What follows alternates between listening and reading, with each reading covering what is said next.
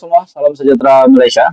Ini satu keputusan mahkamah yang pasti menggemparkan seluruh Malaysia, menggemparkan seluruh kepimpinan Perikatan Nasional khususnya, disebabkan di dalam keputusan mahkamah ini berkaitan dengan bicara kes rasuah RM15 juta dan melibatkan nama salah satu kepimpinan tertinggi Perikatan Nasional ataupun Bersatu, di mana nama yang disebut adalah Ketua Pembangkang sendiri, yaitu Datuk Seri Hamzah Zainuddin, di mana beliau dalam bicara kes rasuah RM15 juta dikait bekas Menteri KDN.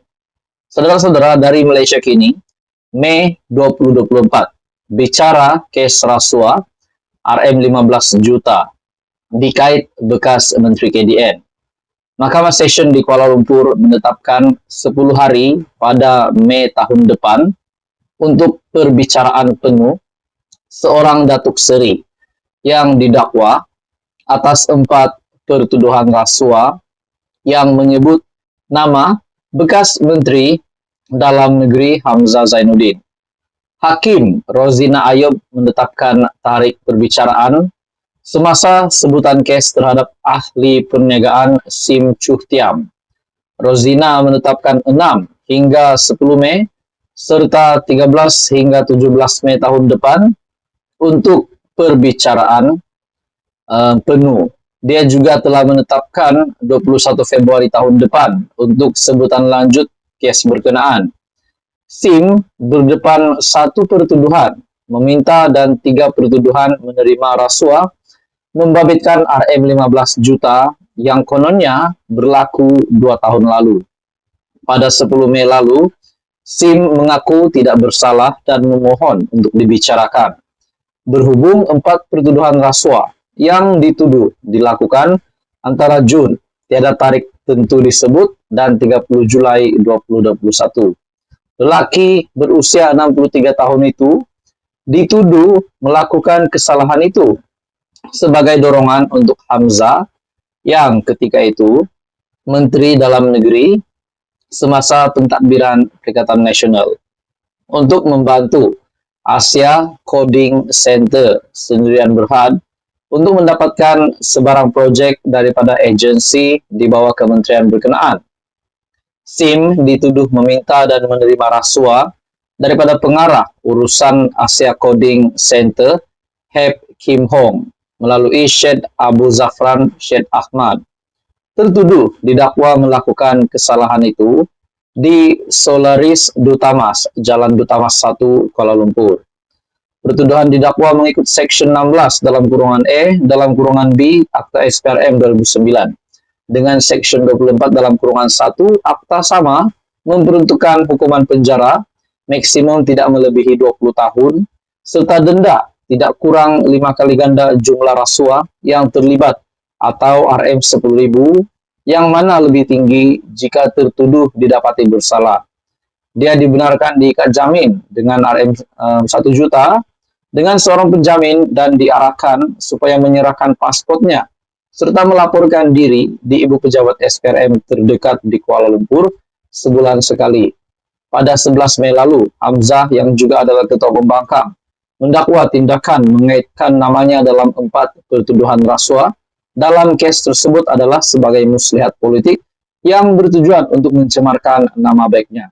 Jadi pada akhirnya, Hamzah yang juga adalah Ketua Pembangkang hari ini mendakwa tindakan mengaitkan namanya dalam 4 pertuduhan rasuah dalam kes tersebut adalah sebagai muslihat politik. Jadi sekarang sudah pasti Hamzah tidak berpuas hati setelah namanya dikaitkan dengan 4 pertuduhan rasuah tersebut. Jadi saudara-saudara, dari Malaysia Kini, Mei 2024, bicara kes rasuah RM15 juta dikait bekas Menteri KDN. Apa komen Anda? Teruskan bersama di dalam channel ini untuk info yang seterusnya. Jangan lupa tekan butang like, share, dan subscribe. Halo semua, salam sejahtera Malaysia. Selamat datang ke channel Fels Lifestyle. Tuan-tuan dan puan-puan yang saya amat hormati sekalian, tiba-tiba saja gempar satu Malaysia, gempar seluruh Perikatan Nasional terutamanya PAS, setelah Presiden PAS Tan Sri Abdul Hadi Awang disahkan telah masuk semula, sekali lagi masuk ke IJN. Saudara-saudara, saya mendapat satu berita ataupun satu kenyataan dari entry Twitter Buletin RMS. Saya tidak pasti ini sahih atau tidak, tapi menurut entry Twitter Buletin RMS, di mana menunjukkan bahwa Hadi dimasukkan ke IJN. Sebelum kita mendengar tentang topik ini, kita juga mengetahui bahwa keputusan mahkamah yang menolak Ahmad Amzad membatalkan kemenangan beliau, dan pada masa yang sama Hadi Awang juga kemenangan beliau di Parlemen Maram tetap diteruskan, tidak dibatalkan. Nah, tiba-tiba pula kita mendengar hari ini di mana dalam satu artikel ataupun satu entry Twitter dari Buletin RMS, Hadi dimasukkan ke IJN. Anda boleh melihat di Twitter Buletin RMS. Dalam satu gambar yang dikongsi melalui entry Twitter ini, Abdul Hadi dimasukkan ke IJN. Presiden PAS Datuk Seri Abdul Hadi Awang sekali lagi dimasukkan ke Institut Jantung Negara IJN untuk tempoh beberapa hari. Setiausaha politiknya Syahir Sulaiman menjelaskan bahwa ahli Parlemen Marang itu sedang menerima rawatan susulan di institut berkenaan atas nasihat doktor. Marilah kita berdoa supaya Datuk Seri Tuan Guru dikurniakan kesembuhan dan kesihatan untuk terus berkhidmat kepada umat. Terima kasih, katanya dalam kenyataan malam tadi.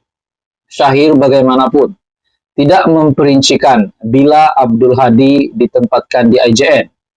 Kali terakhir Abdul Hadi dimasukkan ke IJN untuk pemeriksaan susulan kesehatan ialah pada 1 April lalu dan diarahkan doktor supaya berehat. Presiden PAS itu sebelum dimasukkan ke Hospital Putrajaya selepas dilaporkan mengalami sesak nafas dan dipindahkan ke IJN untuk perawatan lanjut pada 15 Februari lalu, sebelum dibenarkan pulang 4 hari kemudian. Nah, saudara-saudara, kalau ini benar, sudah pasti ini satu kejutan untuk seluruh kepimpinan PAS. Lagi-lagi penyediaan jentera parti untuk berhadapan dengan pilihan raya negeri yang bakal dilaksanakan di 6 buah negeri. Dan yang menariknya, saudara-saudara, di dalam ruangan komen setelah Buletin RMS berkongsi entry Twitter ini yang menunjukkan bahwa Abdul Hadi dimasukkan ke IJN.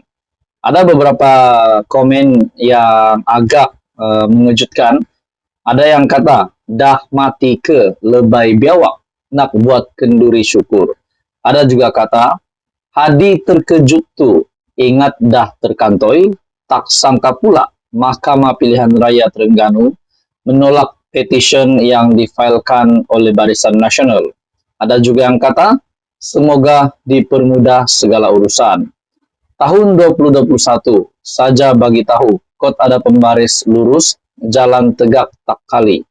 Sekali imbas, baca dimasuk JIN. Jin, cerita lama. Ada juga yang kata, cari publicity ke, nanti kena stroke baru tahu. Jadi saudara-saudara, ada juga yang kata di sini, biar kat dalam tu lama-lama, tak keluar lagi bagui. Suruh aja, ada yang kata aman sikit negara. Jadi saudara-saudara, penerimaan dari netizen ini sangat mengejutkan lah. Walaupun kita tahu, pernah Abdul Hadi masuk ke IJN, namun sekali lagi dalam entry Twitter Buletin RMS, dalam entry Twitter ini mengatakan, Hadi dimasukkan lagi ke IJN. Presiden PAS, Tan Sri Abdul Hadi Awang. Saudara-saudara, saya tidak pasti atau artikel ini betul atau tidak. Namun, penerimaan rakyat Malaysia itu pasti mengejutkan setelah melihat komen-komen sebentar tadi. Jadi apa komen Anda saudara-saudara? Teruskan bersama di dalam channel ini. Jangan lupa tekan butang like, share, dan subscribe.